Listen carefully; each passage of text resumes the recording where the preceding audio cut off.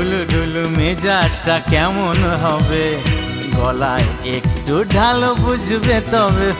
বাবা কি বুঝলে? এই সাদা কালো দুনিয়াটা দেখবে রঙিন, এমনই কামাল করে এই আলাদিন। বিষ্ণয় অমৃত জানবে। এই ধাক্কা দিও না, পড়ে যাবে।